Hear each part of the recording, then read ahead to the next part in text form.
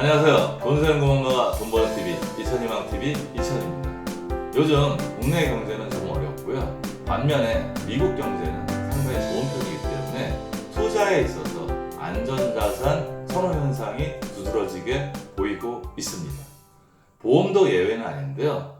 달러 보험을 비롯해서 외화 보험이 많이 판매가 되고 있다고 합니다. 그래서 오늘 주제는 달러 보험으로 잡았습니다. 저는 누누이 강조하지만 모든 금융상품은 장점과 단점이 있다고 여깁니다. 우리가 단점을 잘 알고 장점을 잘 활용해서 금융상품을 잘 이용한다면 지금 같은 저금리를 그나마 잘 극복하실 수 있습니다. 달러 보험이 그냥 안전자산이다 이런 개념이라든지 아니면 저축상품이다 막연히 좋을 것 같다 이런 내용이 아니고요. 환율이 적용되는 상품이기 때문에 투자 리스크가 상당히 높을 수 있습니다. 그래서 오늘 그 부분에 대해서 여러분들에게 말씀드리려고 합니다. 그럼 달러 보험이 어떤 보험이냐면 보험료 납입과 보험금 수령이 모두 달러로 이루어지는 보험이 달러 보험입니다. 달러 보험의 종류에는 우리가 잘 아는 종신보험과 연금보험과 저축보험이 있습니다. 제가 오늘 세 가지만 집중적으로 말씀을 드리려고 합니다. 좀 전에도 말씀드렸듯이 환율 변동에 따라 납입하는 보험료와 수령하는 보험금이 변동됩니다.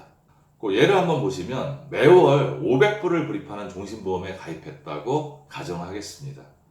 작년 7월 19일 요맘때쯤 매매 기준율이 1138원이었고요. 이렇게 되면 원화로 환산하면 월 보험료가 56만 9천원이 됩니다. 올해 7월 19일 날은 매매 기준율이 1175원으로 원화 가치가 하락해서 월 보험료가 58만 7,500원이 됩니다. 즉 1년 사이에 매월 불입하는 보험료가 18,500원이 증가를 한 겁니다.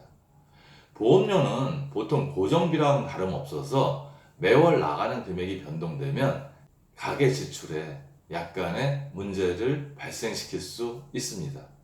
지금처럼 겨우 한 37원 정도 환율이 올라간 것 같고는 큰 차이가 안 나지만 예를 들어서 원화 가치가 더 낮아져서 1250원, 1300원이 된다 그러면 처음에 생각했던 보험료보다 훨씬 많은 보험료를 내셔야 하기 때문에 가계에 어려움이 따를 수 있습니다. 보험회사마다 이런 소비자들이 이렇게 불편해하는 내용을 알기 때문에 제도적인 안전장치를 마련했지만 환율을 정산한다는 데에서는 변함이 없습니다. 또 한 가지 예를 들어보겠습니다. 사망할 때 10만 불을 수령하는 종신보험에 가입했다고 가정하겠습니다. 가입 시점에 매매 기준율은 1,100원이었는데요. 이렇게 되면 10만 불은 사망보험금이 1억 1천만 원이 됩니다. 사망보험금 수령 시점에서 매매 기준율이 즉 원화가 강세가 돼서 매매 기준율이 1,000원이 되면 사망보험금은 1억 2천만 원이 되고요. 달러가 강세가 돼서 매매 기준율이 1,200원이 되면 1억 2천만 원의 보험금이 나오게 됩니다. 종신보험도 지급받을 때 환율의 변동에 따라서 사망보험금이 변동할 수 있다는 점을 아셔야 합니다. 저축보험의 경우는 약간 종신보험과 좀 다른데요. 우리가 펀드에 투자했을 때 펀드로는 수익률이 났는데 환차손이 나서 전체적으로는 손해보는 경우도 발생할 수 있습니다. 저축보험은 만기에 이자가 많이 붙었는데 마찬가지로 원화 가치가 강세를 띄어서 매매 기준율이 낮아지면 환차손이 나서 어떨 때는 수익보다 환차손이 더 커서 전체적으로 마이너스 수익률을 볼 수도 있습니다. 두 번째 주제는요. 모 보험회사의 저축보험을 한번 살펴보니까 미국 채권에 투자를 해서 3.2%의 변동이율을 제시하고 있습니다. 10년 이전은 최저 보증이율로 2%를 적용하고 있고요. 10년 이후는 1.25%를 적용을 합니다. 그 얘기는 뭐냐면 금리가 아무리 내려가도 10년 이전에는 최저 보증이율 2%, 10년 이후에는 1.25%를 보증해 준다는 이야기입니다. 여기서 두 가지 부분에 대해서 제가 말씀드리고 싶습니다. 일단 역사적으로 볼 때 미국 금리가 우리나라보다 높은 적은 그리 많지 않습니다. 지금은 좀 예외적인 상황으로요. 우리나라 금리가 미국보다 1% 낮은데 우리가 보험 상품은 장기 상품이라고 감안할 때 금리 역전 현상이 일어나서 우리 금리가 더 높을 수도 있다는 점도 염두에 두셔야 합니다. 즉, 지금 금리 높다는 것이 계속 갈 것이 아니라는 것은 알고 계셔야 합니다. 또한 저는 이 금리가 그리 높다고 생각하지 않는 부분은 보험은 사업비를 띄고 남은 돈에 이 이유를 적용하기 때문에 사실은 그리 높지 않은 거죠. 예를 들어서 10만 원을 내가 불입했는데 사업비가 10%라면 9만 원에 대해서 3.2%가 붙는 거니까 지금도 금리상은 그렇게 매력이 있지는 않습니다. 단 현재 시점에서 한국의 저축보험보다는 달러 저축보험이 적용되는 금리 높다는 것은 맞지만 앞으로도 그 금리가 계속 높다고도 장담할 수 없고요. 우리가 내는 원금 전부에 3.2%가 붙는 것이 아니라 사업비를 떼고 적립하는 보험료의 3.2%를 붙는 거니까 그렇게 높은 숫자라고 보시면 안 됩니다.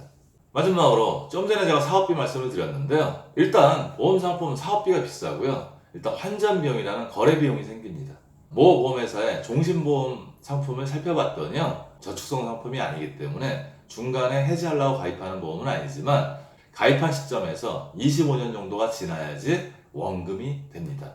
그 얘기는 무슨 얘기냐면 일반적인 보험보다 훨씬 많은 사업비가 제해지고 있는 거고요. 종신보험을 절대 저축보험이라고 생각하고 가입하시면 안 됩니다.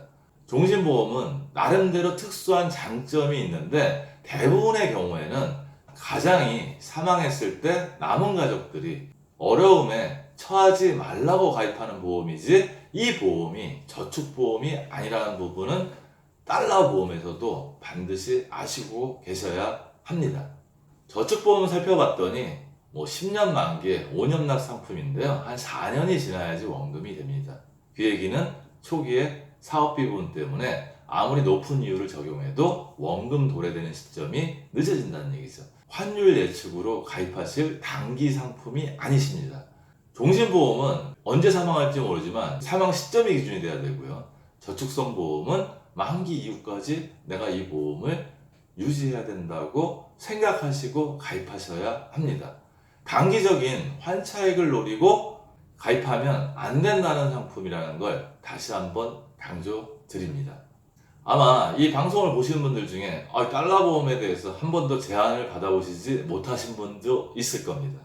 지금의 경제 상황이 당분간 지속되고 보험회사에서 팔 상품이 많지 않다면 얼마 안 있어서 여러분들도 달러 보험이나 외화 보험에 대해서 제안을 받으실 수 있습니다. 따라서 오늘 방송 기억하시고 시간이 지나가면 잊어버리시겠지만 이천희망TV에 이 내용이 있으니까 그런 제안을 받았을 때 달러 보험이 많이 판매되고 있다고 하고 지금의 경제 상황이 이 방송을 다시 한번 보시기 바랍니다. 오늘 방송 어떻게 유익하셨나요? 오늘도 행복한 돈 관리 되세요.